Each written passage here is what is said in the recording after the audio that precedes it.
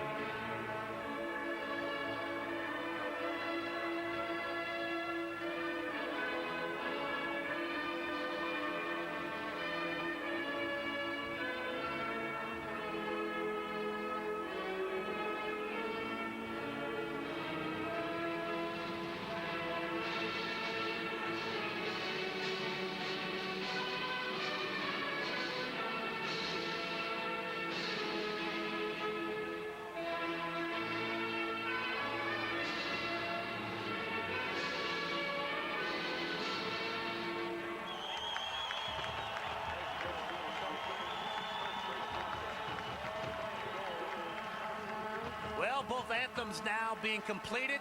We take a look at Necaxa, Rick. We talked about this team, but it really all happens through number 7, Alex Aguinaga, the Ecuadorian international. Alex Aguinaga is one of those guys that knows how to orchestrate offense, knows how to get forward there himself. If, in fact, they need to get themselves goals, you can almost be certain that he'll be the guy making it happen. Pineda will be the netminder for them. Of course, they have great pace on the flanks in Oliva and Vasquez, who are all kinds of problems for Saprissa in their quarterfinal victory. DC United, on the other hand, tonight will make one change. Jan Meisner will step down. Into midfield tonight will go Diego Senora from his right back position, and Kerry Talley will get the start, who had the assist on the game winner to Jaime Moreno. Great opportunity for Talley to get himself a starting role. Of course, Goose will be one of the defenders back with Pope, with Llamosa kind of anchoring things back there. But as much as we talk about the firepower of Necaxa, if there's a team from the United States that's got some firepower, talk about Echeverry, of course, Lassiter, a guy that can score goals either through his own efforts or just being simply set up by others. There is Thomas Rongen behind assistant coach Dave Sarakin. And of course, one of the problems in the last match, Marco Echeverry not getting a lot of the ball, not having one of his better matches. Thomas Rongen speaking to him via phone today in Vegas, saying that Marco Echeverry really is going to be a key tonight. We take a look at what has happened. Chicago got through beating Joe Public, and it was a quick look, folks. Raul Arias, the head man of Necaxa,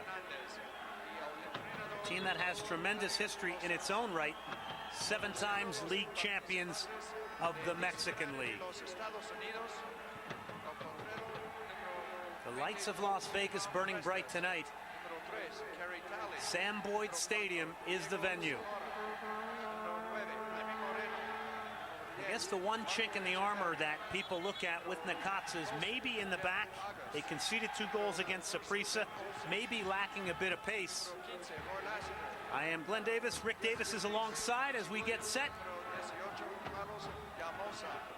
for our nightcap doubleheader trip to the CONCACAF Finals to face Alajuela from Costa Rica, who has already qualified via penalty kicks against the Chicago Fire.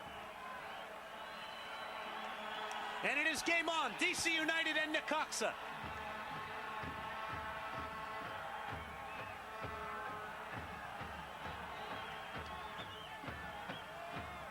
Ball played into the box, Carlos Llamosa, along with Eddie Pope in the center of defense for DC United. Carey Talley now, clearing that one. Smart play by Talley there. Don't give up an opportunity. Less than a minute into it, just kick it out of bounds and get yourself ready. Jose Luis Montes on the throw for Necaxa.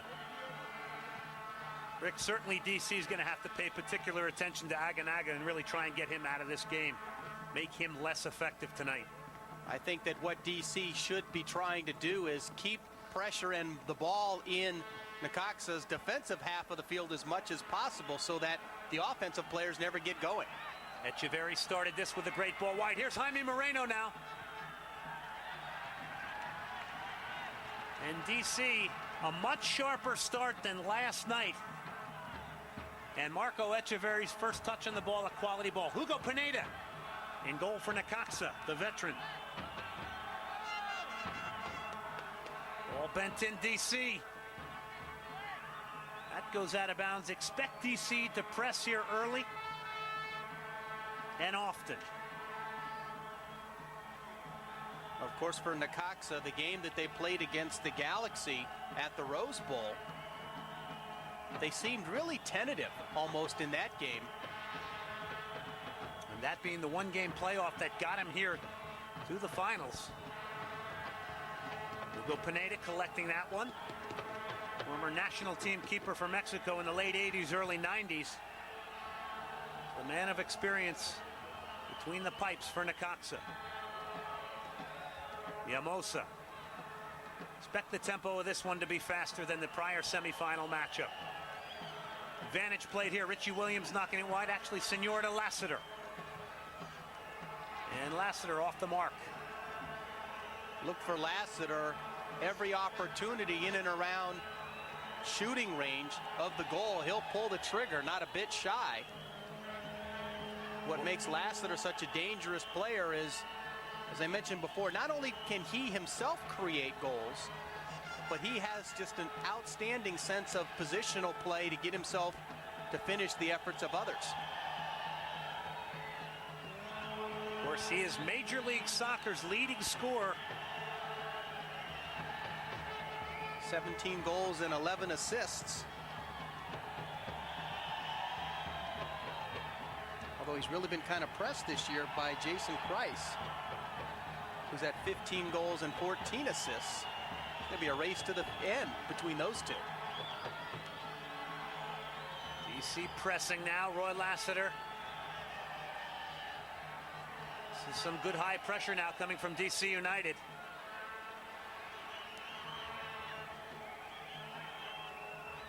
Lassiter coming back. Augustin Delgado, he is a handful. The target man for Necaxa. Had 2 goals in the match against Saprissa. One just a spectacular volley. Llamosa now. He's a big physical force to be dealt with.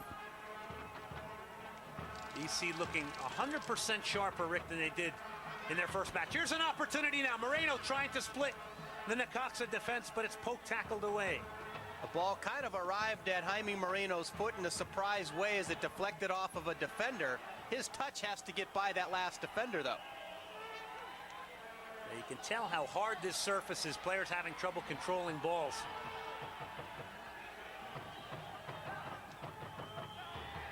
Sergio Vasquez,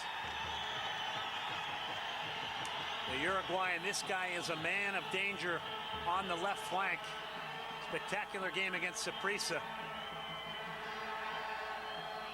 But he is an advanced attacker, who is someone dangerous on the cross. Here he is going one-on-one here. A good job, though, defensively by DC United. There's one player laying prone in the box. I'm not quite sure who that is for Necaxa. Just simple, solid positional play by the DC United defense. You don't always have to outright win the ball. Just be patient, and in that case, you block it. Vasquez, formerly of Wanderers in Chile. Now Aguinaga's come over with him. Many great years at Necaxa. Alex Aguinaga.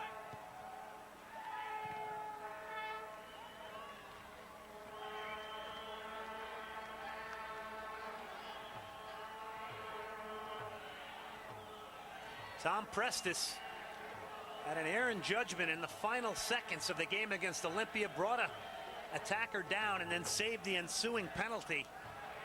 Sí.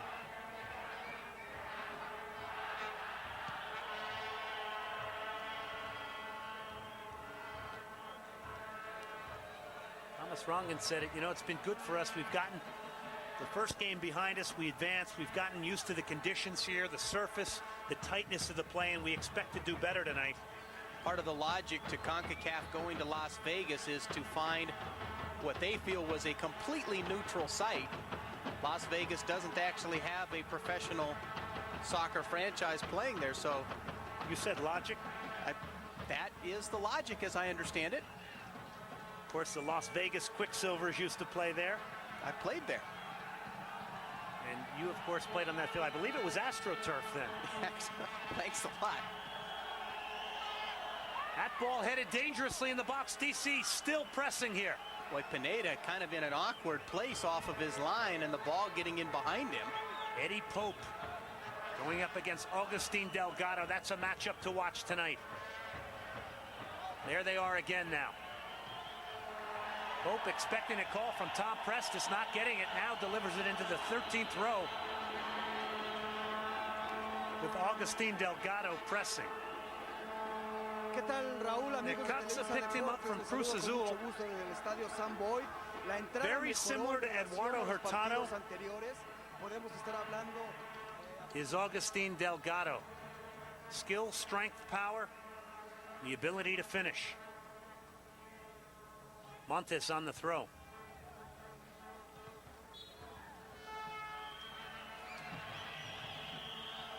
Look at Richie Williams. Here's Tom Prestis. Another in the long line of good goalkeepers for DC United.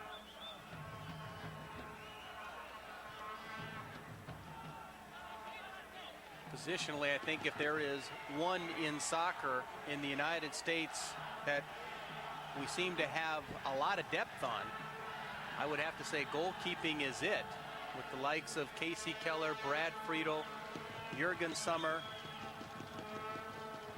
Tony Miola. That's just in really today's game. DC is in the black. Necaxa in the white uniforms. Boy, this has been an anticipated matchup here in Vegas. Good look there at Sergio Vasquez. Both teams at this point, Glenn, I think are still sorting one another out a little bit. No real consistent play by either team. Necaxa, a number of long probing type of passes. DC United, there really hasn't been anything consistent thus far, but look as the game progresses that the teams will settle down. Ben Olsen now pressing Jaime Hernandez.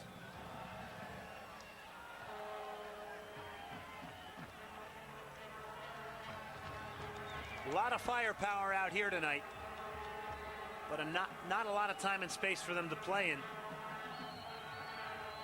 In some respects, that may favor DC in that one of the MLS franchises, San Jose, plays on a small, tight field. In Mexico, I'm not certain that there's any field that is as tight as this. Of course, the Mexican player traditionally is very good in tight spaces, very skilled.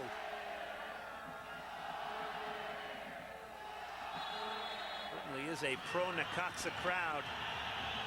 Yes, in Las Vegas.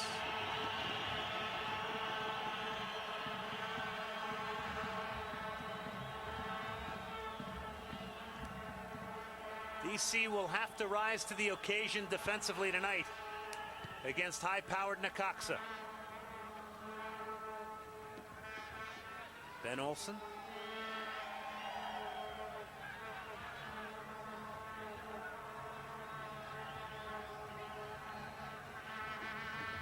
Good look at Germán Villa. Many times capped for Mexico.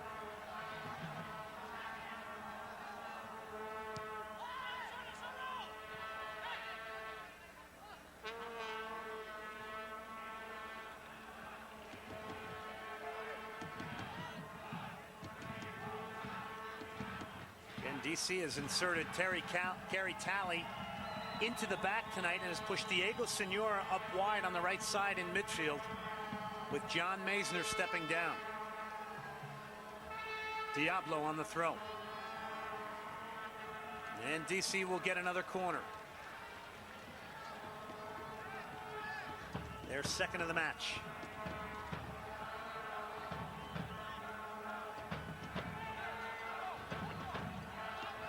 Marco Etcheverry will take the corner. The DC captain.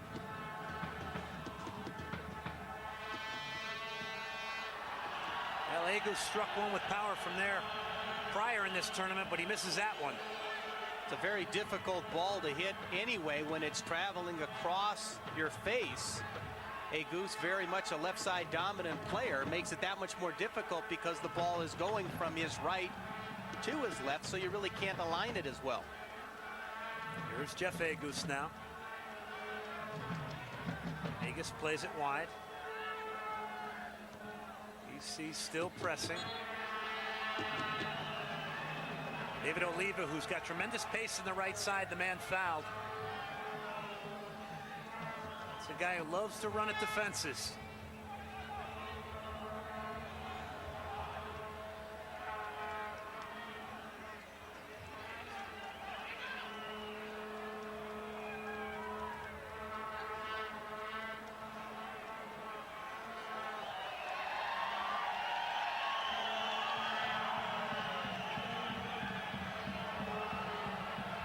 Cox is showing their skill on the ball. Ben Olsen wins it back for DC.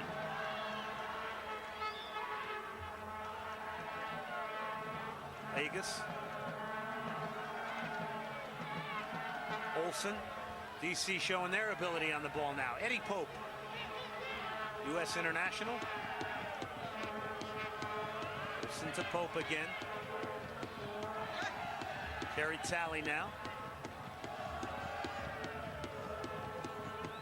Llamosa. Diablo. A lot of good pressure from both teams defensively. A lot of possession, but it's a lot of possession in DC's half. And possession with a lot of lateral movement of the ball. Probing, looking for openings. Challenge here for both teams is to find some space in this one.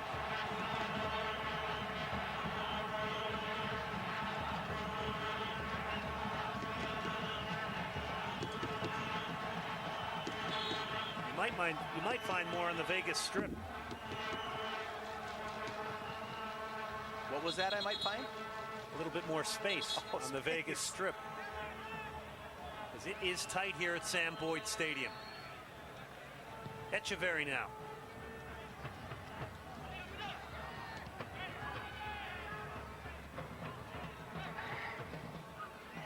One of the things DC United would be well served to do is to get the ball to their playmaker in number 10 Etcheverry, but you have to give him the ball on the ground so that he can use his unbelievable vision and skill to set Lassiter and Moreno up top. thus far, I don't think he's seen but a couple of touches on the ball. Well, and in their quarterfinal victory over Olympia, the header there, it's a flashing one. And it comes from David Oliva.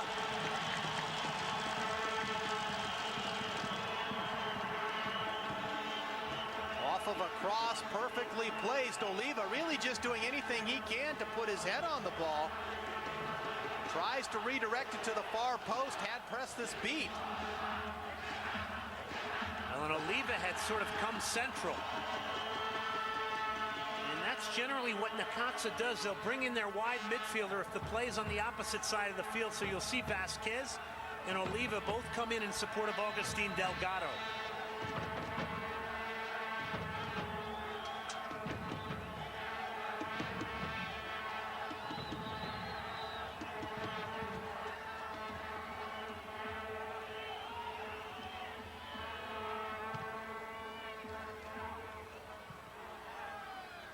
Fact of the matter is, you may not get the most aesthetically beautiful games to watch, but there is so much importance being placed on this tournament.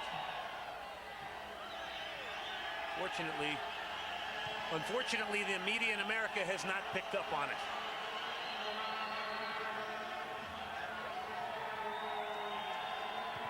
Failed opportunity by DC there. Lassiter, great speed.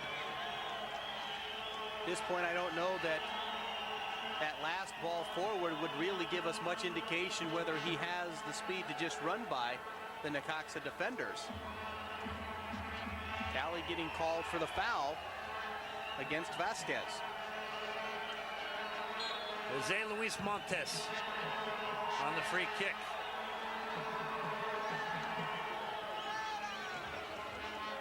MLS's last shot to get to the finals of this tournament on the line tonight. Defending champion DC. Pineda way off his line. If your defense is going to play upfield where there's space in behind him, your goalkeeper has to come to the edge of the box. Ball cut back, Echeverri dummies it. And the left-footed shot, a weak one.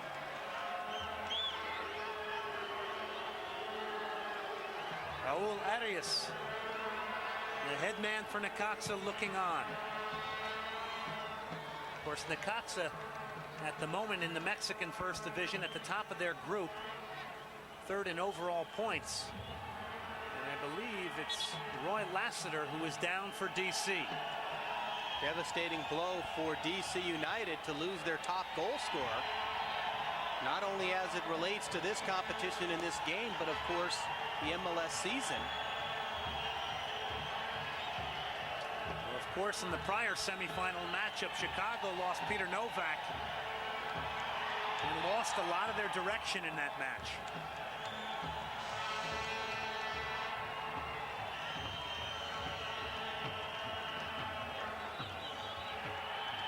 I wonder if that's his hamstring he might be holding. Clearly what he's holding, it would indicate that. Thomas Rongden out there in a consoling manner, I think, indicative of the fact that we're likely to see a change already. Boy, that is it. It looks like that is it for Roy Lassiter. What a blow to DC United this early in this match. And MLS snake bitten right now. A.J. Wood getting set to come on. Tell you what though, Rick, A.J. Wood might be the kind of guy who could be very advantageous for you on a pitch like this. Small, tight, a real battler in the penalty area. And a guy that can score goals in his own way against the Galaxy. A couple weekends ago, he scored an incredible goal off of a bomb with his left foot. And of course, that off of some limited playing time. Number 15, Roy Lassiter. So Lassiter is out, DC's #1 goal scorer. They bring on former UVA product, A.J. Wood.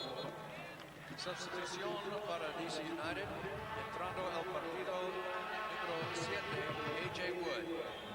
Sale al partido número 15. Part of what makes DC United the successful team, having have won the MLS in its first couple of years, only to lose to Chicago, is the depth that they have to be able to bring on a guy like A.J. Wood I think, a real positive thing. Of course, their prior MLS match to this tournament, they rested 5 players. Actually 7, but 2 of them only getting 45 minutes, one of them being Roy Lassiter. Jeff Agus the other. Agus is an Iron Man. Played every minute of every match down in the Confederations Cup in Guadalajara. And I think, Jeff, one of those players that really has become much better as he has aged. Not so much in necessarily a maturing way. It just seems like every bit of his game, both physical, tactical, and technical, has improved. We'll leave it out to Augustin Delgado. Necaxa on the attack.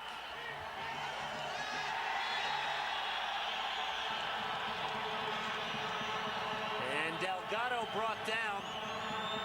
Delgado recognizing he's got a number of DC United players closing him down. I think just with the little contact there was, decides, you know what, I'm going to get us a free kick here, and he goes to the ground. And Olsen making the contact, Delgado hitting the deck. Very dangerous restart. Look at the space between the DC United defenders and their keeper. That's where you want to serve it. It's the left foot of Sergio Vasquez. Left foot would indicate high. I'm more along the lines of a right footer hitting it low and hard. This may be a shot from Vasquez. Don't be surprised if he tries to go for goal.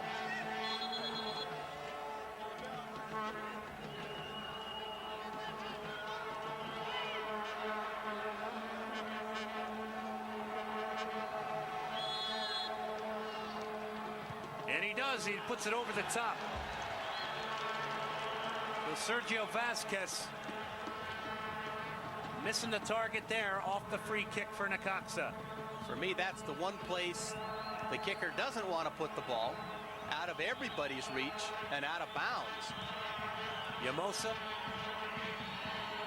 Of course, on this field, you've got to play direct. There's no ifs, ands, and buts about it at times. Agus. Good combination play there to Richie Williams now. Moreno had been checking back.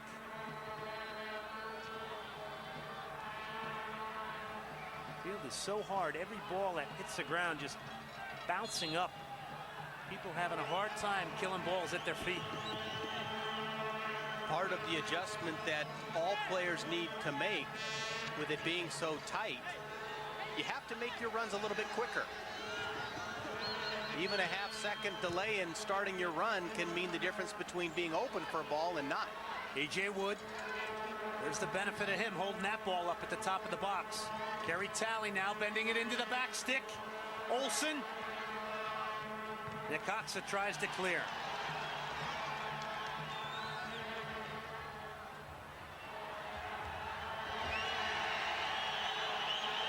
Diablo. Marco Echeverri.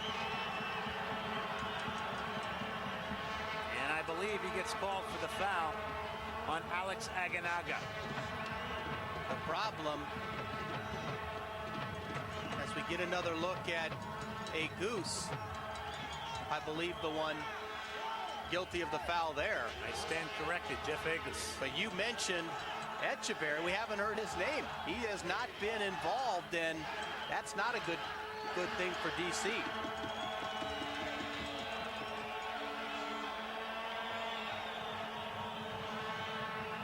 And that cross missing by about 2 days from Necaxa.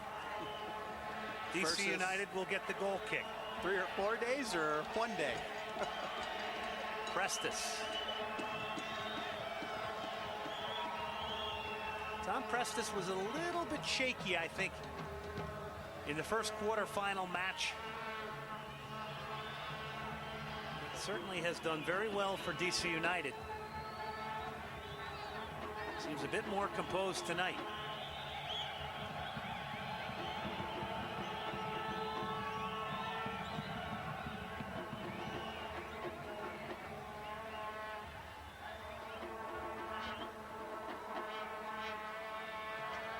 Both teams having difficulty getting this ball down on the floor.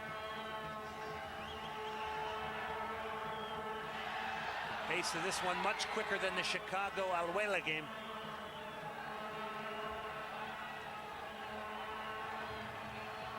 Carlos Llamosa. Still have to marvel a little bit about the collective performance of the Alajuela team. Give them credit when credit's deserved. They won that game. I don't think it was as much Chicago losing it as it was Alajuela winning it. Very well organized under Guilherme Farina, a Brazilian coach. They have become the upstart of this tournament. DC will get the free kick. Moreno brought down by Herman Villa. Part of the tendency when you're playing on a tight field is you want to solve it by dribbling. That just compounds the problem. 1- and 2-touch passing, so you don't see as many bodies in the area of the ball as that picture tells you. Floated into the box.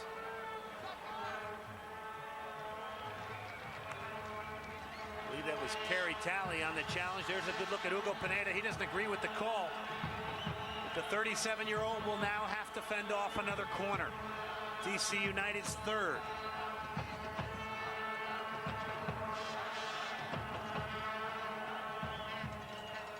Echeverri to the back post, left-footed volley, and DC United, Kerry Talley continues the story, has scored their first goal here in the 26th minute.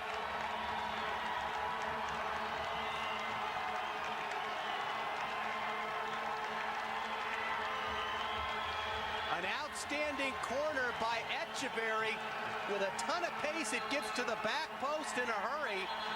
I believe it's Ben Olsen who heads the ball back into the middle. Talley just a step quicker than his defender, and with a left-footed volley, he smacks it low to Pineda's right. DC striking first blood. Credit Ben Olsen for getting up at that back stick and laying that down to the feet of Talley, and Talley takes that beautifully. Of course, he is the man who set up Jaime Moreno for the goal against Olympia. So, Rick, it has been quite a story, and interesting. Thomas Rongen smart enough to get him in the starting lineup. Now, it's one of those moves that makes coaches look like geniuses. Yeah, I call that good coaching. Absolutely. So, DC United, the 1-0 lead. Little frustration, I think, in this tackle by Necaxa. Our first yellow card issued to Cabrera. And it is Jaime Moreno who is down. Cabrera more of a stay-at-home defender. He wasn't staying home on this play. It looks worse than I think maybe in actuality it was, but there's a little frustration, I think, coming through right after the fact that his team just gave up a goal. DC United goal. So Cabrera scored by number 3, Kerry Talley. Also played as a holding midfielder for the Mexican national team. Time of the goal in the 26th Of course, he's only minute. got 2 caps. Talley from Williams in the 26th minute. DC United 1, Necaxa 0. So if you've joined us late, Roy Lassiter went off with an injury. AJ Wood came on. DC has gone up through Kerry Talley off a Marco Echeverri corner and an assist to Ben Olsen. Damas y caballeros, Diablo. atención, por favor, por DC United. Goal.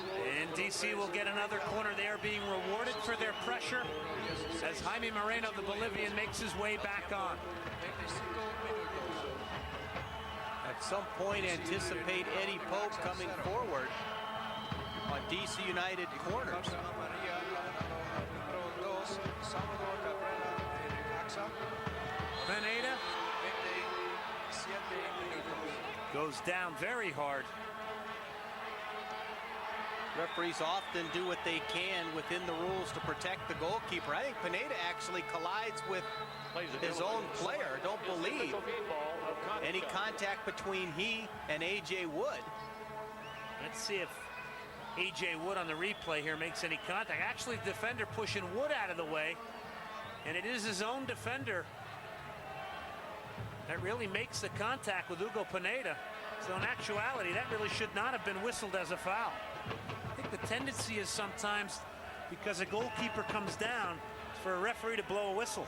They're in such a vulnerable position when they go high for the ball. that I think referees just feel inclined to protect them a little bit, but here's a good example of a goalkeeper just running into his own player. Of course, the referee had a different sight line. And not three And didn't slow get three motion replays. Yeah, exactly. Didn't get 3 slow motion replays to check it out. So Love we're to not be as able to smart as we sound up here, scrutinize. folks. Love to be able to scrutinize things when I can see it 3 times.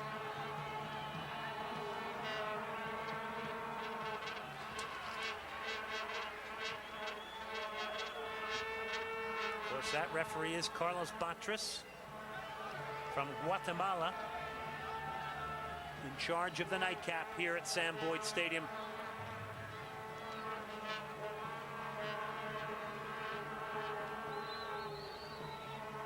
DC scoring a spectacular goal to take the 1-0 lead. We are in the 31st minute. Hugo Pineda.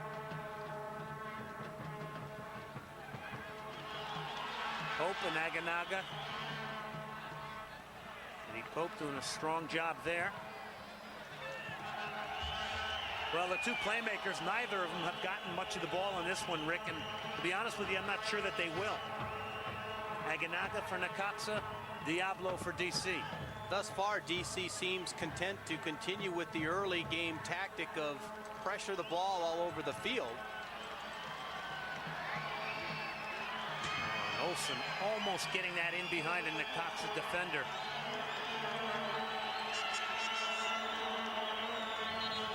Ben Olsen here in the challenge with Sergio Almaguer.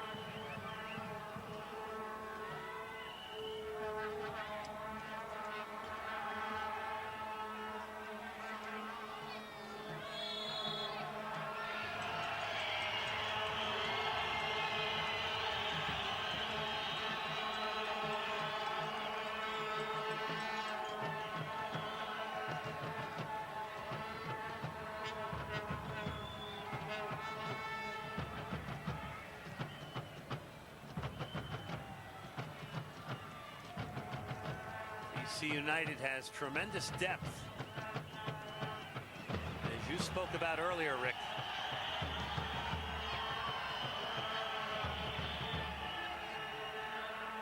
This field really, because of the games being played on it, seems to get faster every match.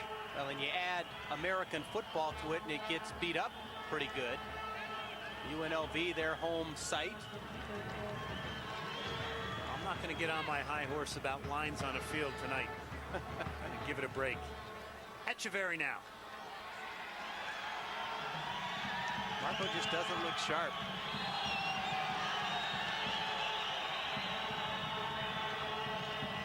Well, he definitely did struggle against Olympia.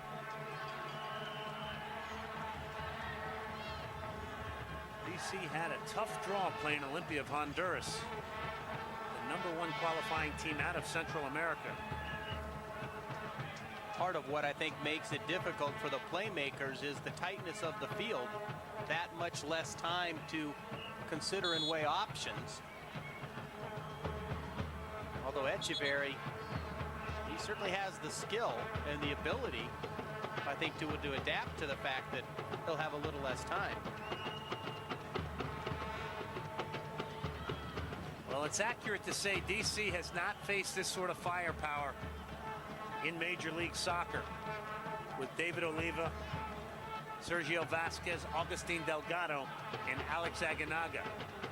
And by putting pressure on them all over the field, they're minimizing the times where the ball arrives up there with those guys in a quality way. There was a famous football coach at one point that said, best defense is a good offense or something like that.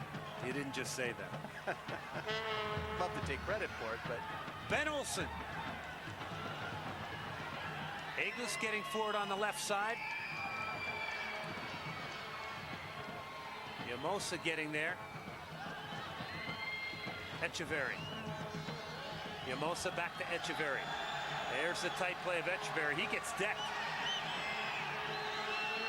Batris says play on.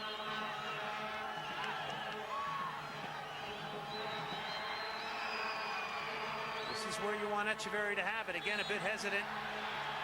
And Marco Etcheverry gets called for the foul. I believe a handball, because clearly it looked like he was the player that was tripped.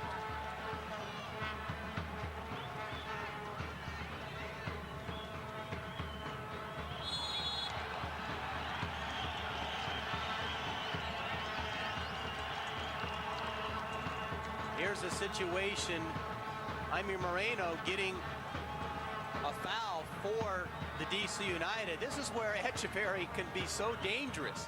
He may not be on his game through the flow of play. If I'm Necaxa, watch out, folks, on this restart. That's a bookable offense.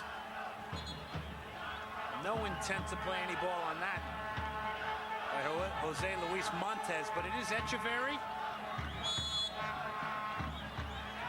standing over this one with Diego Senora to his left. Diablo, bending ball, that one over the top.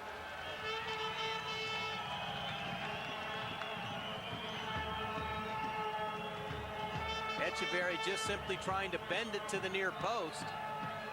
Pineda, I think, does a solid job of anticipating the shot, not overcommitting himself, but then getting there in the end to see it over the crossbar. 36th minute.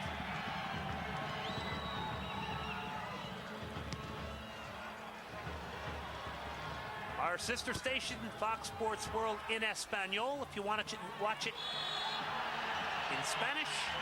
Celaya taking on Adelante. That is live Saturday, October 2nd, 6 p.m. Eastern, 3 p.m. Pacific. Celaya put a stomping on Chivas 5-0 recently. And then Leon taking on Guadalajara. That is Sunday, October 3rd, 11 p.m. Eastern, 8 p.m. Pacific time. Etcheverry now switching it to Carlos Llamosa.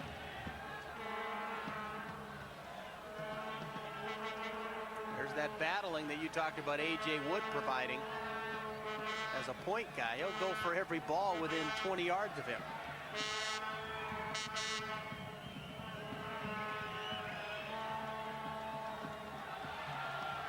Agus, there is Etcheverry. Great tight shot of him there. That's the Marco Etcheverry we know. Ben Olsen.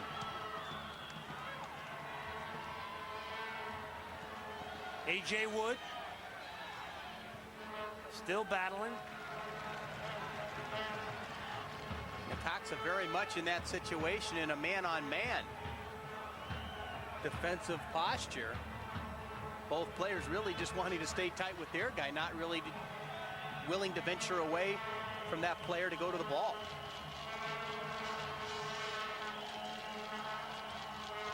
Long throw from Etcheverry. Aguinaga just knocking that one forward has not been a factor in this one. I think the conditions have helped to make this game pass him by. Jaime Moreno was the difference maker against Olimpia of Honduras in the quarterfinals, scoring the lone goal and also driving a header off the crossbar. Montes on the throw.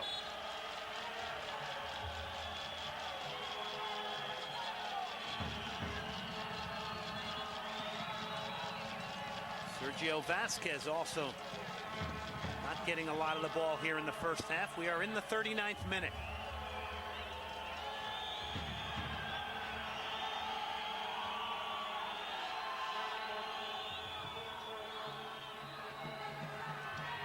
Aguinaga.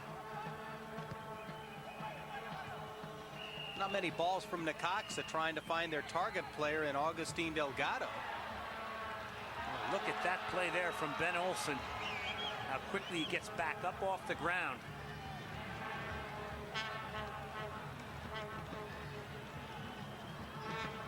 Cabrera. Necaxa being forced to play a lot of direct balls and bypassing their midfield now. This is the guy you want to have it, Alex Aguinaga. And he earns the corner.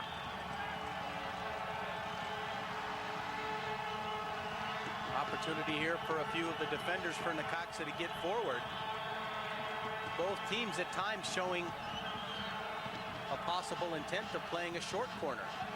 Near post, that one flipped on. Necaxa claiming goal, and they will get the goal.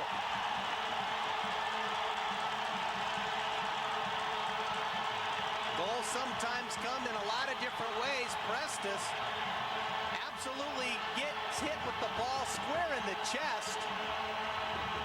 I think he thought, or actually maybe redirected just a little bit, ultimately dropping right to the head of Sergio Almaguer, and he just simply from about a yard away from Prestis heads the ball right back towards the goal. Goose trying to get out and clear it off the line, does so a little bit late. Necaxa right back in this one. Well, and Necaxa really against the run of the play getting this goal. Agus tries to get it off the line. They claim it's gone all the way over.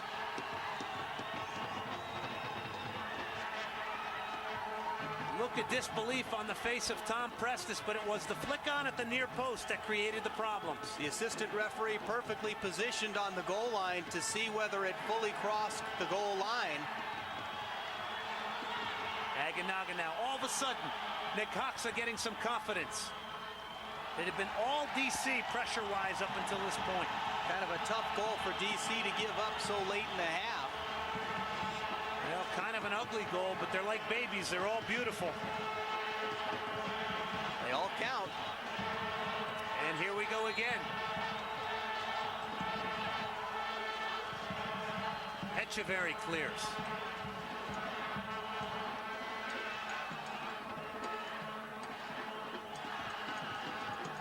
Oh, and a late challenge there. No call. Jaime Moreno again being targeted. Delgado. Tom Prestis does well to get off his line and snuff out the opportunity going to Augustin Delgado. Number 3, Sergio Almaguer. The assist to number 7, Alex Aguinaga. Time of the goal in the 40th minute. Almaguer from Aguinaga for Necaxa in the 40th minute. Well, they're crediting Almaguer with the goal from Aguinaga, but I believe it was flicked on at the near post. I'm not quite sure who it was. I think there was a little bit of a touch, which was just enough to throw Prestis off of his mark. There is your goal scorer. Defender Sergio Almaguer. His goal coming in the 39th minute. Echeverri on the free kick now for DC. We're in the 43rd minute.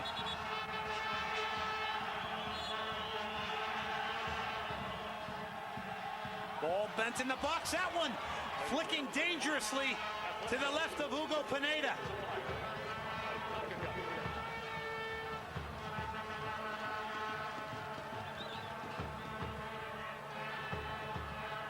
Thomas Rongen busy jotting some notes down.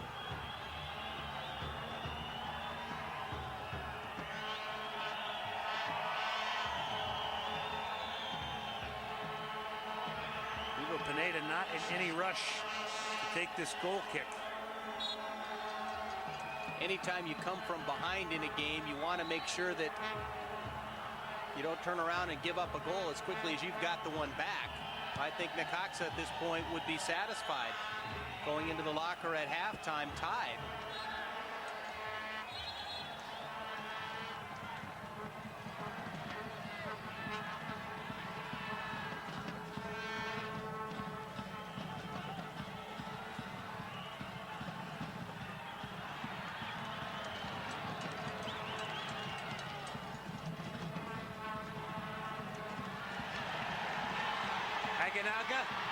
Aguinaga with the chip, and that doesn't miss by much. Aguinaga has not been that involved, but is now coming to life here at the end of the first half. Aguinaga quickly recognizes Prestis off his line, and instead of trying to dribble around defenders, he uses them as a screen, and his touch just a little bit strong. Well, his vision and his inventiveness can change a match at any time. Comes close to putting Necaxa up 2-1.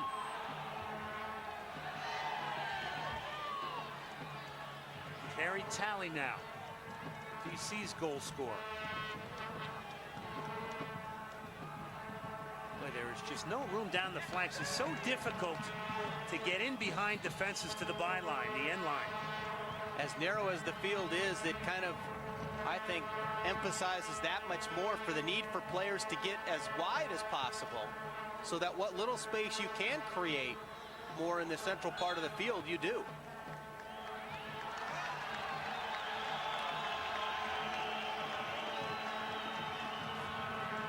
It's just so easy to close people down out here just because of the lack of width.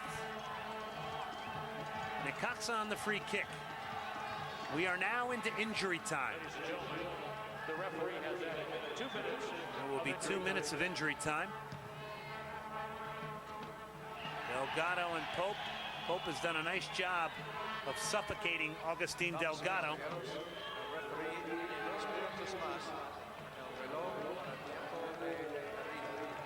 Right now, DC not doing a good job of getting some pressure on the player with the ball in midfield, enabling him to pick and choose his targets up front. Vasquez, ball still loose. DC in trouble here. And finally, Kerry Talley comes away with it. Williams to Senora.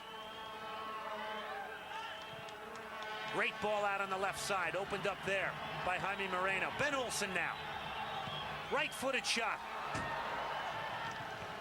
Pineda had it covered. Good move by Olsen to cut inside, feint like he's going to go back outside, and then before the defender has time to recover, to quickly get the shot off. Watch the second DC player cut in front of Olsen. Quite possibly screening Hugo Pineda.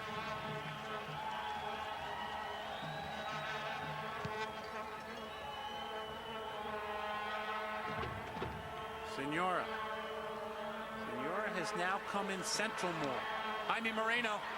Danger here. Moreno! And AJ Wood about a yard away from that ball driven in from Jaime Moreno. Half shot, half cross. Dangerous either way. From an acute angle, if you're going to miss it, folks, miss it low on the ground, field side of the goal.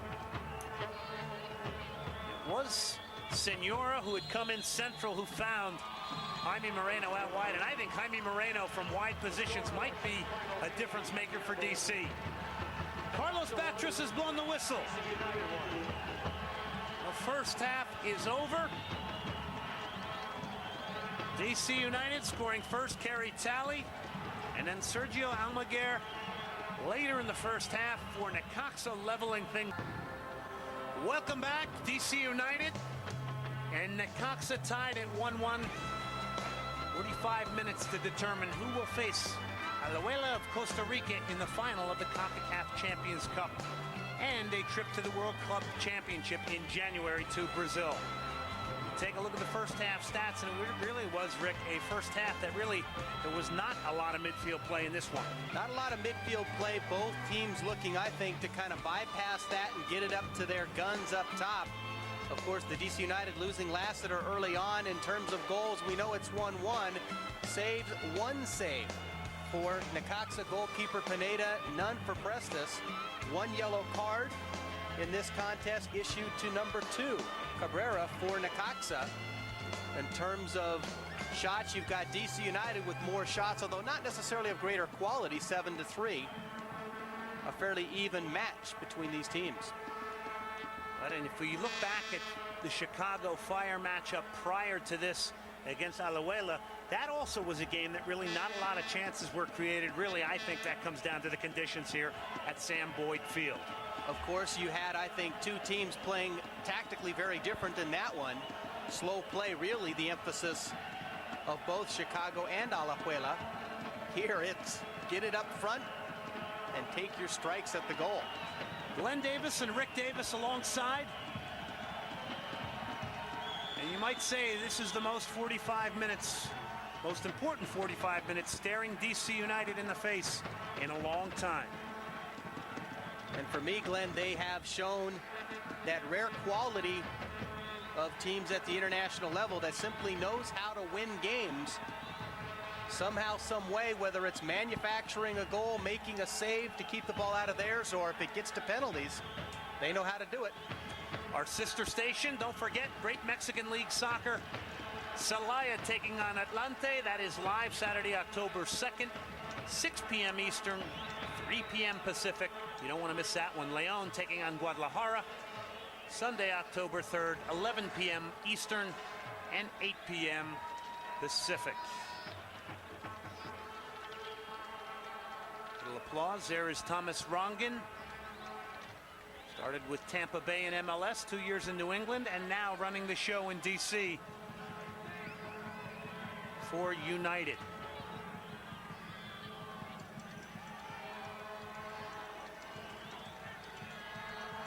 DC United holding the flag right now for Major League Soccer at the CONCACAF Champions Cup.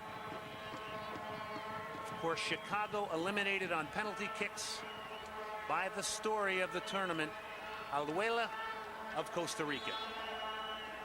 And it is game on, second half action underway. DC United and Necaxa for a place in the finals of the CONCACAF Champions Cup. Glenn, not sure at this point that either coach would go to his bench to make any changes. I think in a lot of respects we can expect this half to be a lot like what we saw in the first half, except it's clearly starting different for DC, as Echeverry draws himself not only a foul but a yellow card for a very dangerous straight-legged tackle. There's a closer look at it there. Carlos Batres brings out the yellow card. The man who goes down is Sergio Almaguer, the goal scorer for Necaxa. As a concerned Raul Arias, their head man, looks on. Time of the contest, the 46th minute.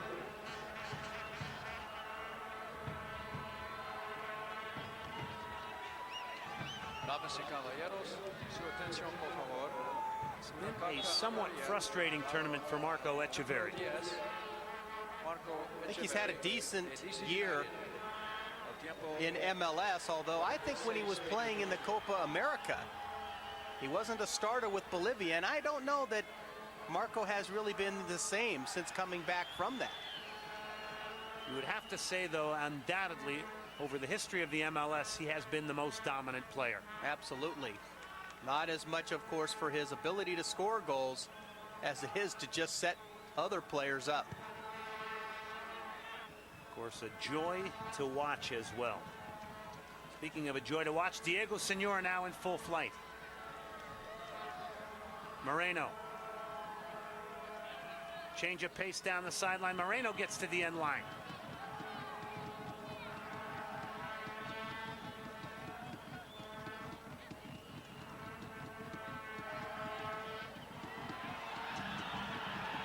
Gary Talley recovering there. Bad ball from Llamosa, though.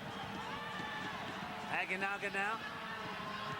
Sergio Vasquez to Oliva. This is part 3/4 of that dangerous attack. That move so quick by David Oliva that I don't think Ben Olsen had a chance to get out of the way of the first one. Well, they have tremendous pace on the flanks with David Oliva and Sergio Vasquez. Echeverry fending off two, but he can't fend a third off, and he gets called for the foul. Marco's got to be careful. Already carrying a yellow card from right at the start of this half.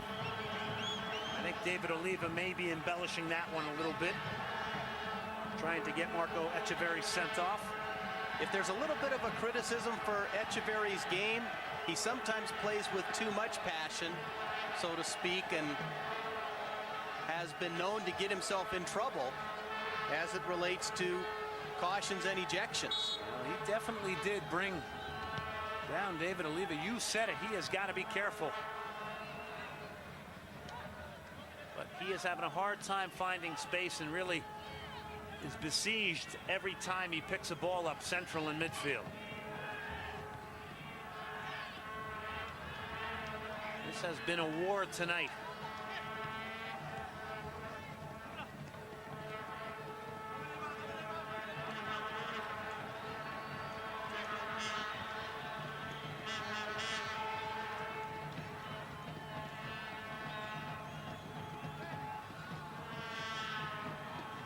Olsen and Agus. Senora, the Argentine. Bad ball there. DC will get the throw in.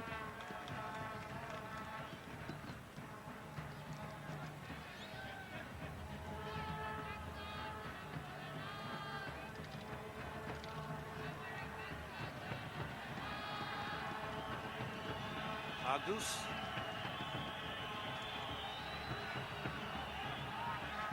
Llamosa.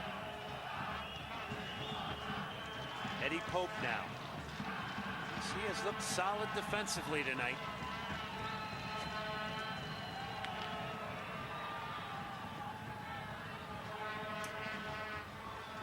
Neither team has really established much of a rhythm. Here's Aguinaga. Still on the ball. Sergio Vasquez. Delgado. Vasquez looking for it on the return. Danger. And Tom Prestes has to go down to his ankles to come up big there. Combination play coming from Vasquez and Agustin Delgado. It's a great knockdown pass from Delgado in a crowd. The one touch gets the ball right back to his teammates for the shot. Nice save going down to his left by Prestes.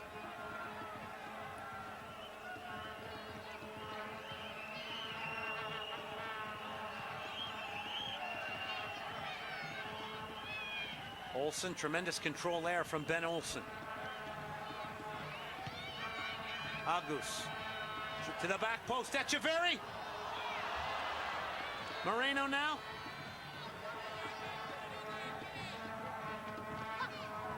Olsen trying to pull that one back to the near post. Quality of the cross from the left side not real good from DC. They've gotten the ball to the end line a couple of times, who just haven't done enough with their crosses. Well, you almost thought Marco Echeverri may have had a shot. Did you see how quickly he released that pass, though? Guys like me just dream about being able to do that. Yeah, that dream died with me a long time ago. I as well. Agus. Echeverri now becoming more of a presence.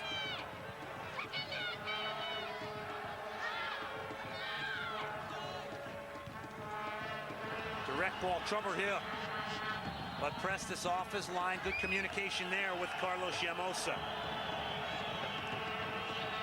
Not a particularly good clearance by that man. Today's goalkeeper, simply put, you got to be pretty good with your feet. Oliva now. Agustin Delgado holding it up against three. Trying to bull his way through. He sets up Vasquez. And he doesn't miss by much. Agustin Delgado setting up Sergio Vasquez. Delgado draws the crowd. All defenders in the middle of the field go to collapse on him, and then he just releases the ball out to Vasquez, who gets underneath his shot a little bit. DC United defenders showing Agustin Delgado quite a bit of respect as they all go to him in lieu of a player out wide. Almaguer. Oliva. This ball an errant one. That goes out of bounds. Agustin Delgado has a breadth of skills. Showing us some of them there. Echeverri now. Much livelier Marco Echeverri here in the second half. Good sign for DC. Richie Williams now. Sometimes one of the worst things that a team can do against a player like Echeverri is get him wound up through some fouls and so forth.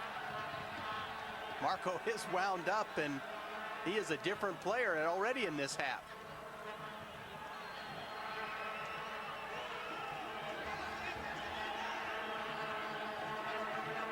'54th minute. Jose Luis Montes on the throw. Number 5. Formerly a Chivas and Toluca player. Of course, Toluca got knocked out in this tournament by Alajuela of Costa Rica. For me, Glenn, they are the surprise team of the tournament. They're the story right now. The other part of the story being determined here. Who will face them in the finals?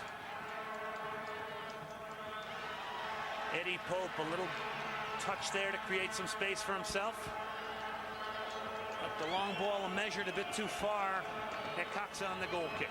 Playing within oneself, an important thing for any player. Eddie Pope, much more of a destroying or a destructive type of player in breaking up the play of other teams than a creator. That's where, if I'm Eddie Pope, I get the ball to Echeverry as quickly as I can. Echeverry slips a great ball in behind the defense, Senora. But Necaxa getting back in a nice tight line to head away. Sound positional play by the Necaxa defenders to cover all of the target areas. DC, though, starting to get in behind their defense, and that is no easy trick at Sam Boyd Stadium. DC really has elevated their game a notch or two. Necaxa thus far in the half not able. And right now, DC really, I think, the tempo setters here in the second half, which they couldn't seem to find their mark in the first.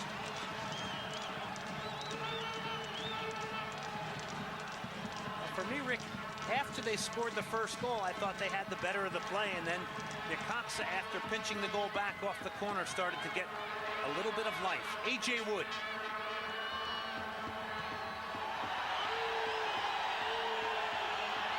Diablo, he's got to be careful here, pressing Jose Luis Montes. Eating a little bit of humble pie right now. He fanned on that shot. Crowd giving him a jeer. Oliva and Agus.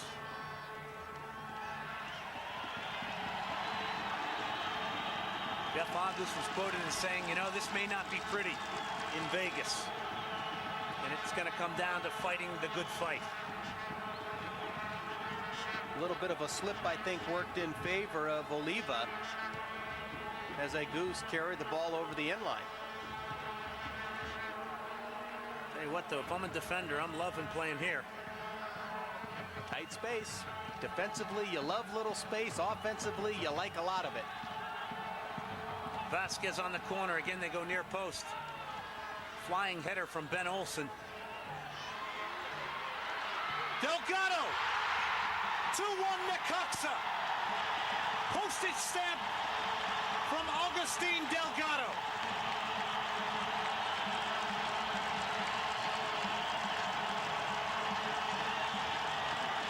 Off of the cross, DC United basically dead in the water when the ball drops to the ground. Delgado with the quick control. Say no more, folks. Top shelf, upper corner.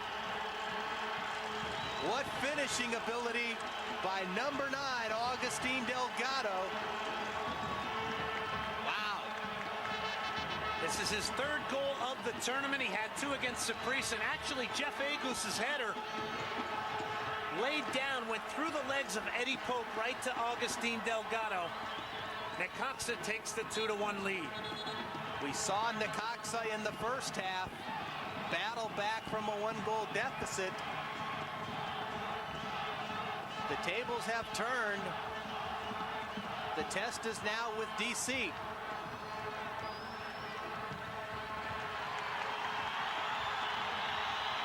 Herman Villa.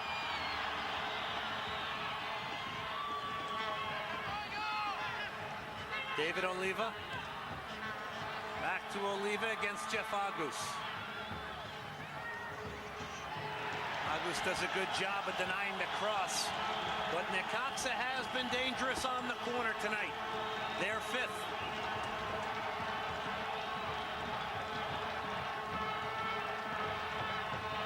Alex Aguinaga, the Ecuadorian international, not in any hurry to take this corner. Agus does a good job to recover off of a solid move by Oliva to the end line. Sergio Vasquez. Near post, fisted out by Prestes.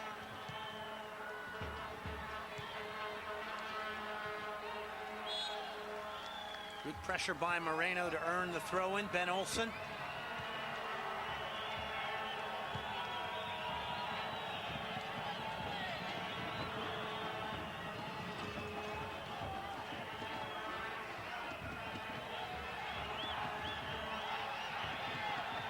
Kerry Talley.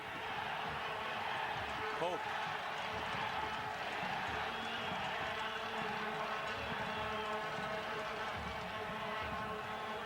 The MLS teams certainly don't feel like they're at home here. Crowd is a pro Necaxa crowd, and of course, when Chicago played Alajuela, Alajuela seemed as though they were the home team. Aguinaga gets fouled. Don't count DC United out.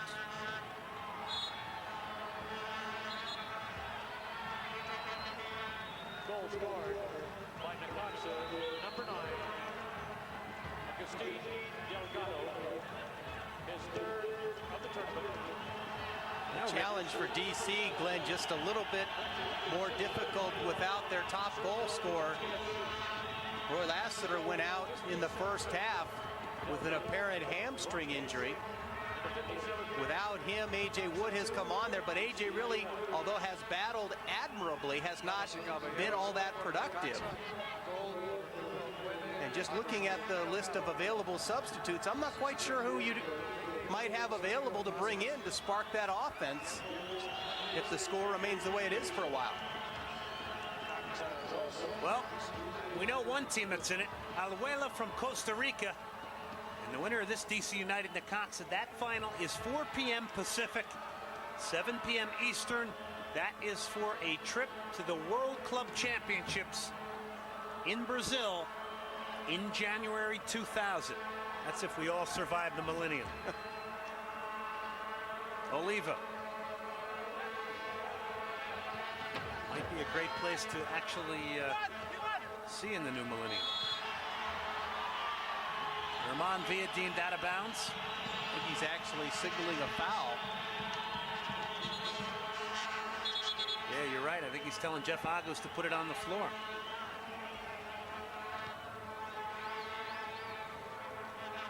In one of those categories of the not so important, it'd be kind of fun as a player to say, you know what? I played in 2 decades. Not decades, centuries, I mean. Sensing a comeback? No, I didn't say I. I'm talking about other players. Thomas Rongen. I need that old man's league if I'm going to keep playing. Marco Echeverri on the free kick here in the 62nd minute. Watch for the pace of the cross. Great ball by Echeverri, not good enough though. Hugo Pineda off his line to get that one, the veteran.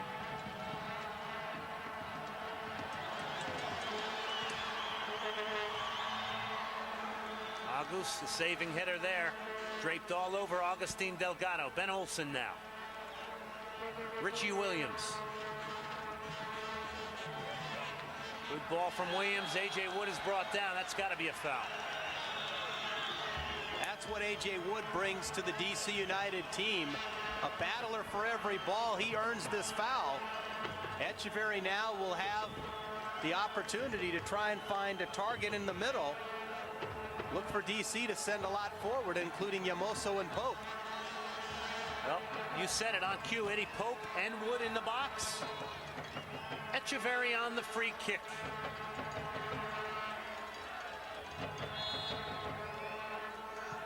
Curling ball whipped in. That one headed out by Necaxa.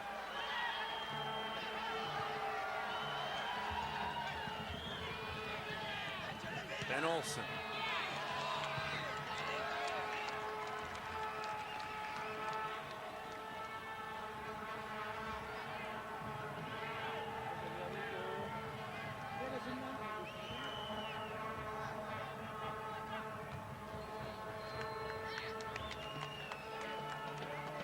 Here, I think, is where Necaxa will show some of the experience, which for me differentiates a lot of teams from other countries from those here in the United States. The experience to withstand the pressure, the effort by the team to get the tying goal, and then to pick them apart on counterattacks.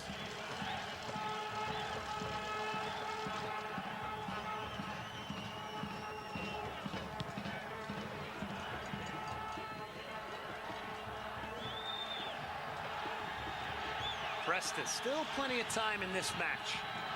64th minute.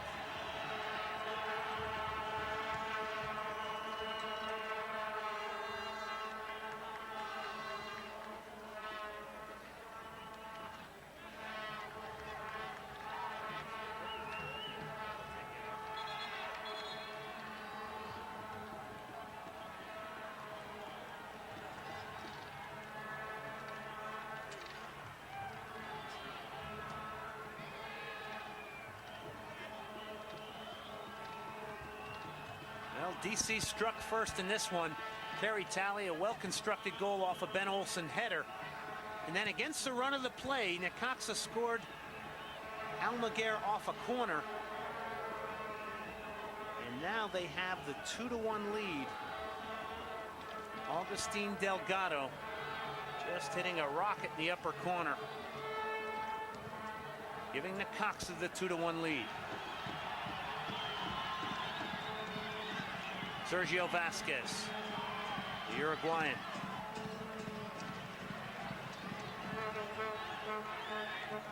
Somewhat of a frustration, I'm sure, for Eddie Pope, who has for most of the game been matched up with Delgado. Goose's header down onto the ground, goes between his legs, and suddenly he turns around and Delgado's controlling the ball and pounding it in the upper corner of the goal. DC really has blanketed Delgado quite well in this match. He's not been the factor he was against Saprissa, of course.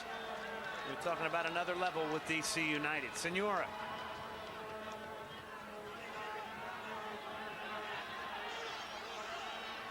Jaime Moreno. Jaime Moreno still. Great ball by Moreno. And Hugo Pineda denies A.J. Wood. A.J. Wood wide open. I think the Necaxa defenders figured Moreno was going nowhere. And from about 6 yards out, A.J. puts it on the frame, but almost right at the keeper in Pineda. Quick reactions, though, to stop the initial ball and then to cover up on his own rebound. Big save by Pineda. Well, and Moreno impressive, beating 2 down the line and then getting that ball in between the 2 Necaxa defenders. DC United not dead yet.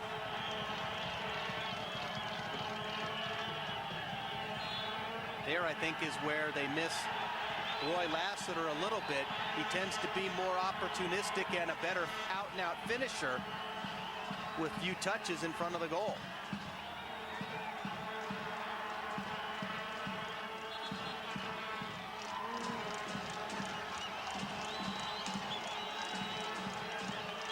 The genius of Alex Aguinaga. Fisted out by Prestes. Oliva.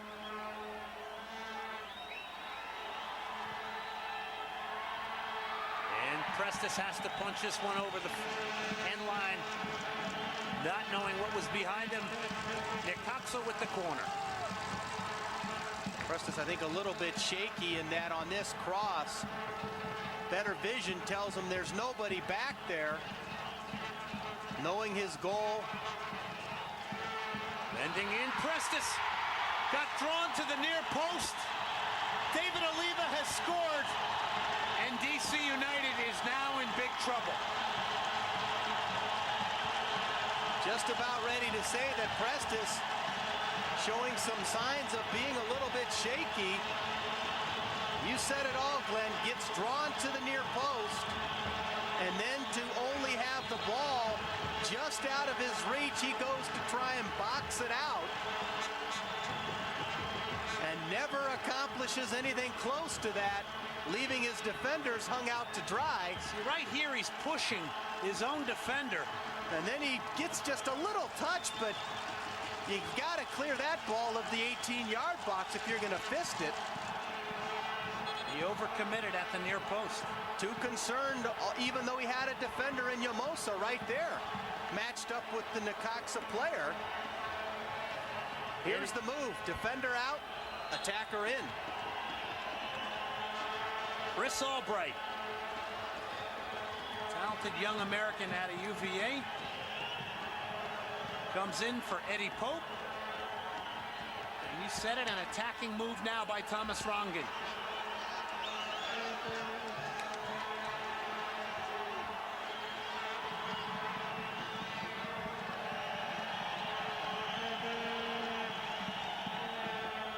This type of situation with a team like Necaxa is where you very quickly can get routed. You pull out a defender, you're having a hard enough time keeping balls out of your goal. I understand the need for getting goals. Necaxa goal scored by Well, we talked about this being a high-powered offense revolving around Aguinaga, Delgado, Oliva, and Sergio Vasquez. They've all had a hand in the goals tonight. They've got 6 goals now in 2 games. Although really, the last goal's got to go down to bad goalkeeping. Absolutely. Couldn't agree with you more. And what makes it, I think, kind of a double whammy, he set up the corner by, I think, another questionable play. Handball called there on Jaime Moreno. I guess the goal for DC now is to try and pull one back here as quick as possible. Still Make a run actually, at getting level. still actually a good amount of time, though. Unofficially about 20 minutes. That's plenty of time. I think for about the next 10 minutes, you can anticipate that they'll be a little bit patient. Once you get inside 10 minutes, though, down if they are still by 2, urgency becomes huge. But Necaxa now lifting their level.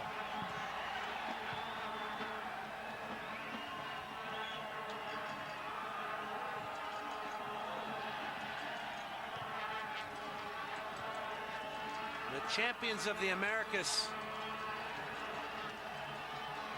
teetering on the brink of disaster right now. Moreno. Ben Olsen. Driven cross, that one headed out by Vasquez.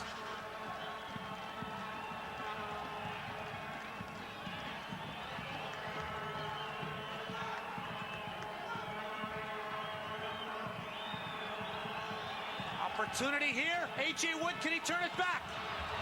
But nobody getting into the box. DC misses a golden opportunity.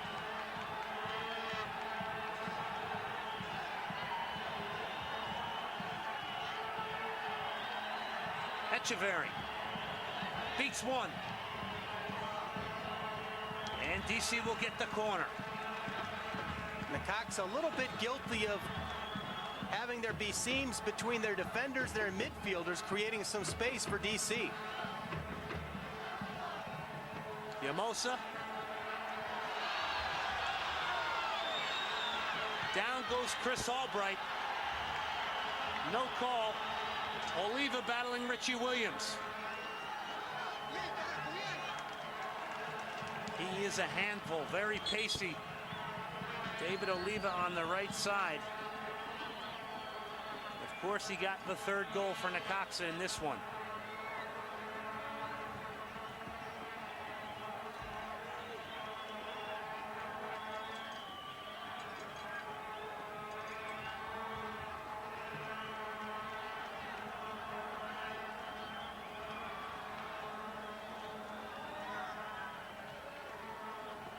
Necaxa looking to make a change. It's like Miguel Acosta, number 6, getting set to come in, 24-year-old reserve defender. So obviously a defensive move may be being the choice now for headman Raul Arias. Good throw in there from Ben Olsen, which put Necaxa in a place where they could only concede the corner. One might question the logic of giving up a corner. Better to be safe than give up an opportunity through the flow of play. Llamosa again getting up. Echeverry.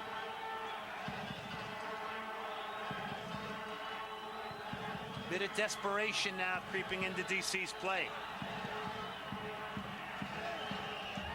74th minute.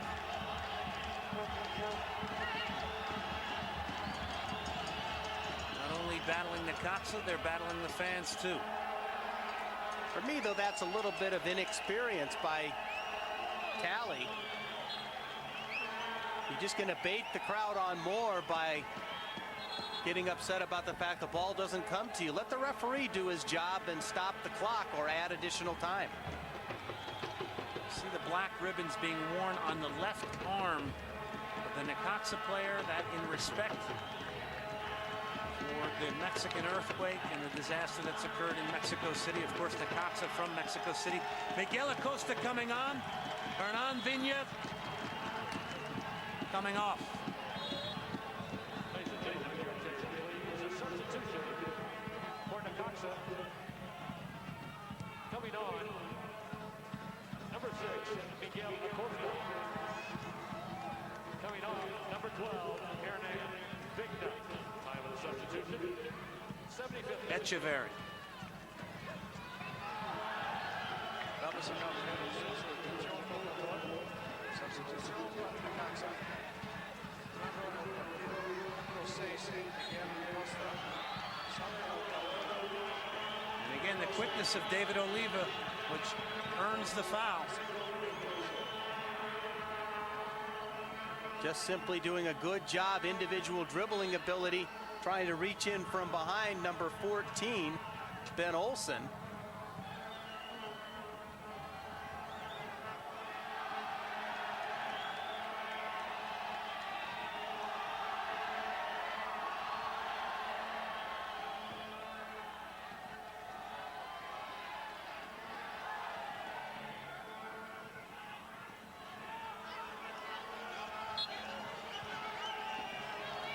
What a great shot in the arm it would be for Major League Soccer, again, to get a representative down to the World Club Championship. Certainly would help the league.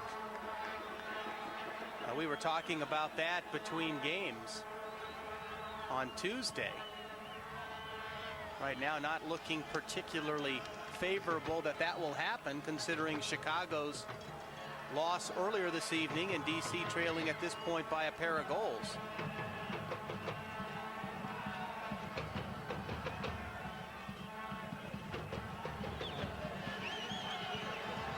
Vasquez.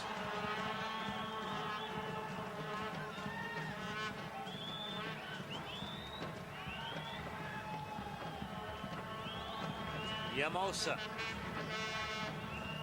Echeverri waving both hands. He wants the ball. He gets it. Moreno now going down into the corner against two Necaxa defenders.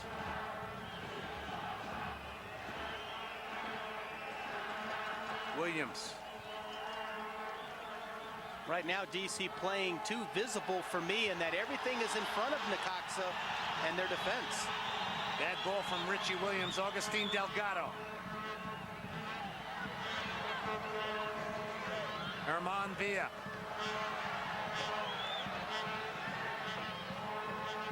Not only the time a cost to DC in their efforts to get back into it, but now look at all the bodies that are back. To get a goal, you're going to have to move them back upfield. Constantly using the whole park here to knock it around, and the offside call. Well, we haven't spoke much of Herman Villa, but Rick, he has been quite a link behind those four attacking players in Vasquez, Aguinaga, Delgado, and Oliva. 42 international caps showing tonight from Hernan Villa. Olsen.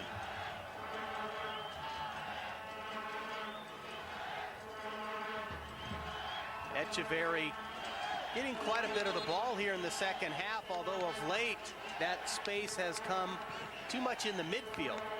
Not enough near that imaginary barrier or transitional period between the middle third and the offensive third, where his passes can be setting up scoring opportunities, not just simply facilitating play.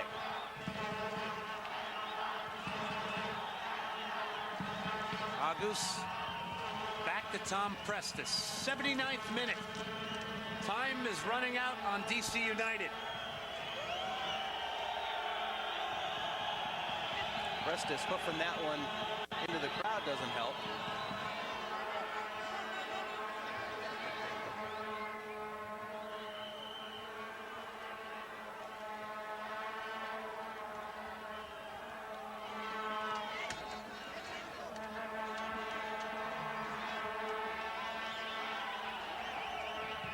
Necaxa has been pretty stout defensively tonight. And good, clean tactical play here in that when they win possession of the ball, they quickly find an open player so that they can continue to keep possession. But always making sure that they have a good number of players, mostly 3 and 4 at the minimum, in good defensive positions at all times.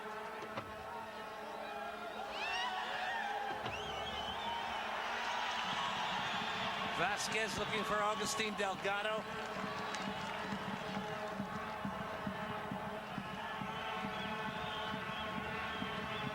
Individual skill of Necaxa making a difference.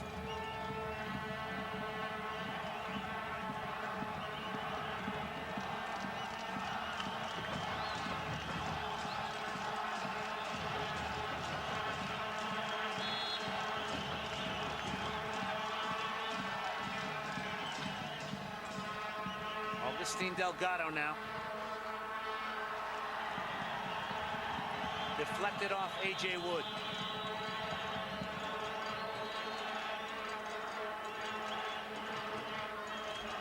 Necaxa fans out in force here at Sam Boyd Stadium.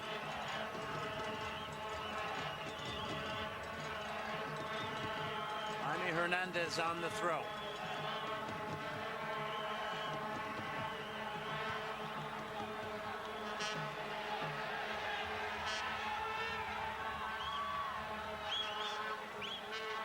Moreno wins it back for DC. Boy,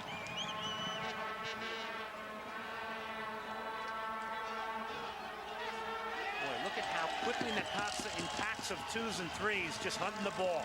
Always making sure that at least one of the defensive players is on the goal side of the player, pushing the ball to the side or back towards the player's own goal. Agus's ball to the back post. DC again put it into the penalty area, but it's headed out by Necaxa.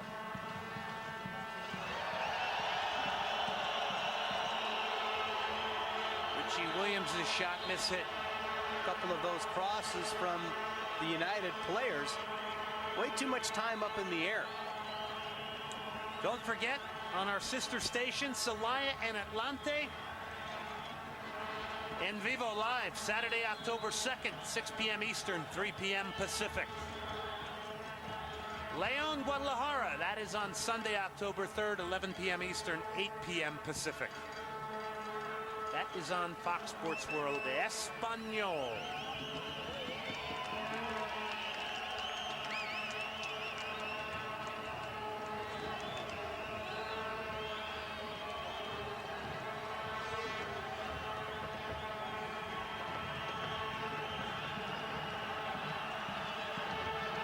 Moses header forward.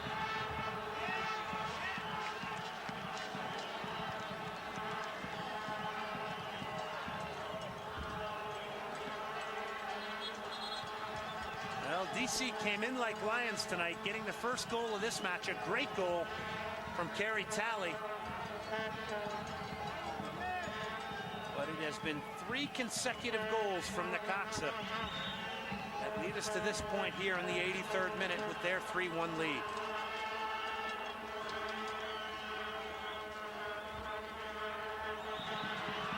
Delgado and Llamosa. Delgado goes down. Goal kick. Well, that's always, I think, a tough call for a referee. Here it appears that Llamosa does a lot of getting a piece of Delgado. I think if the score is a different one, that ball could be going to the 12-yard spot. Yeah, I'd have to agree with you. The tighter shot there showed that it looked like it may have been a penalty. Again, our benefit, the replays, slow motion at that in different angles.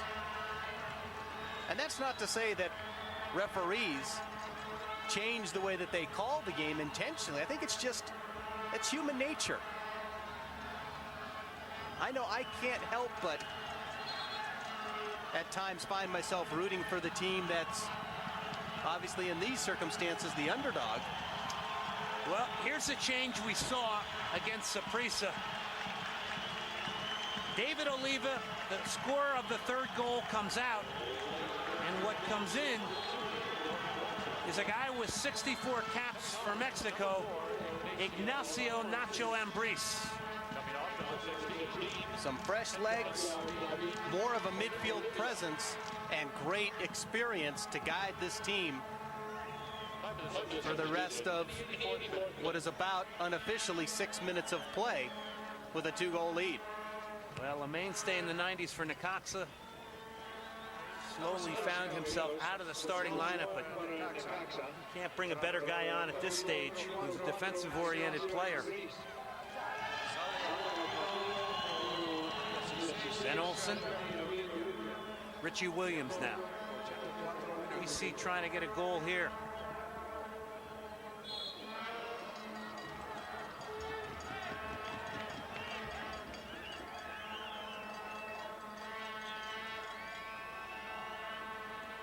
You give it everything you've got. Number 14 for DC United, Ben Olsen, doing anything he can to try and keep the ball alive.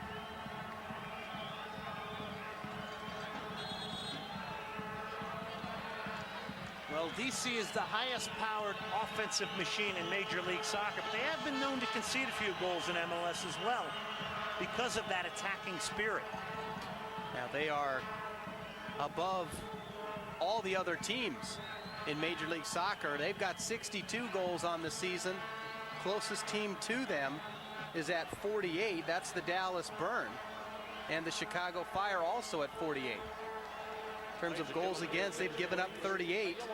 Stingiest defense in the MLS is the LA Galaxy at 25. The most porous defense. And I'm not beating up on them, folks. The New York, New Jersey Metro Stars. Olsen on the clear. Ignacio Ambriz de Necaxa. El tiempo, 86 minutos.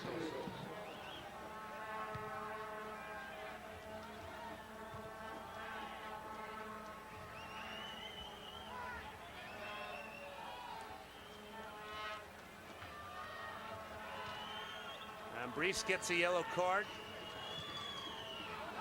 Ball sitting at the 18, but it is a white shirt of Necaxa that gets there first.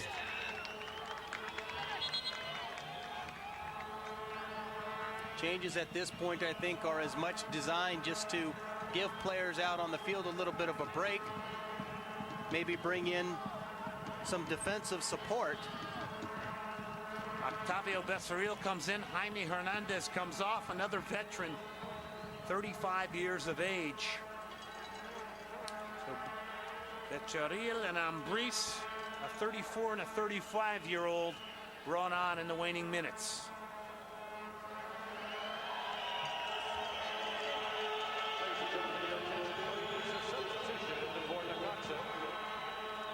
Coming on, number 15, Octavio Becerril.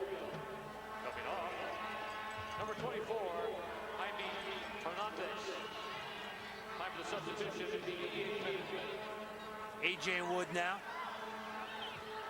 Bending ball to the back post. And DC hits the post. And it's Jaime Moreno again, a moment of brilliance. Echeverri. Can they pull one back?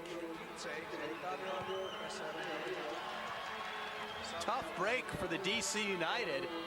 Certainly would make the last 3 minutes or so of this game more exciting. What a brilliant individual piece of work there from Moreno. Kind of like Hugo Pineda's. He knows his goal well. He knows this is coming off the post. As that ball's hitting off the frame, he's getting ready for where he's trying to figure the rebound is going to go. At one point, it almost looked like he was trying to bat it into the goal. Llamosa gets a yellow card for DC United.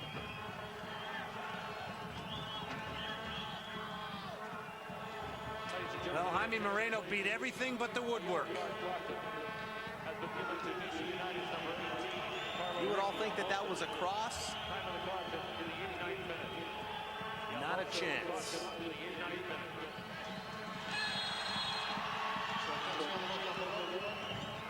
Gio Vasquez called offside. Jaime Moreno has been an influence in both games for DC United.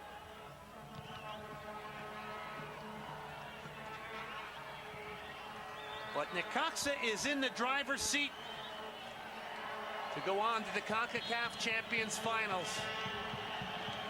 Raul Arias, the man there, leading them.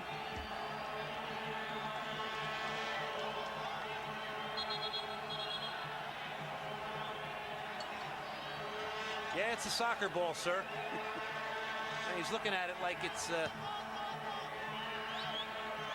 Pineda goes down. Echeverri. DC looking for a miracle. Ladies and gentlemen, the referee has added 2 minutes of injury time. 2 minutes of injury time, we're into it. The header there, but right at Pineda, no power on that one. Well, DC United has got about 1 minute and 45 seconds to sit on their throne as CONCACAF champions because Necaxa looking to derail them. Sergio Vasquez.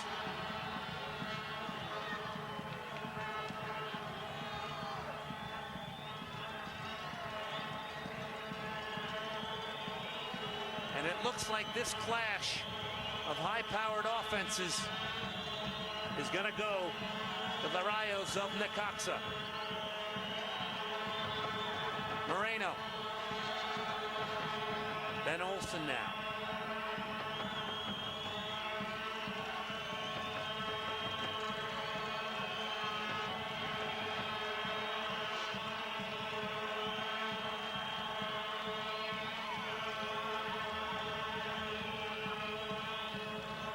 That header goes wide from Chris Albright. The spirit of DC United, though, still pressing, trying to get a goal here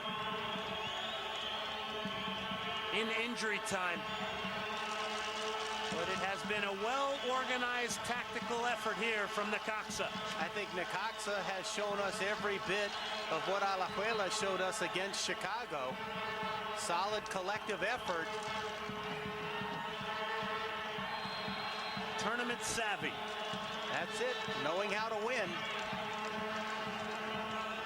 Ironically, the game against the Galaxy, I didn't think Necaxa really showed much at all. Yet they were able to advance by way of penalties. They have shown a lot here against DC. They would have to be considered the favorites. We talked about that going into the Chicago game with Alajuela. That's another team that seems to know how to win.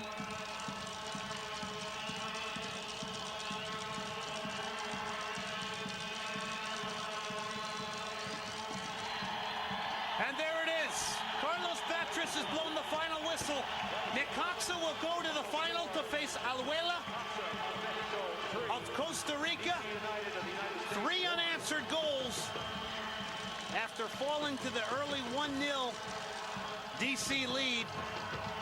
There will be the final. Alajuela of Costa Rica against Necaxa of Mexico. That is 4 p.m. Pacific, 7 p.m. Eastern time. You will not want to miss that.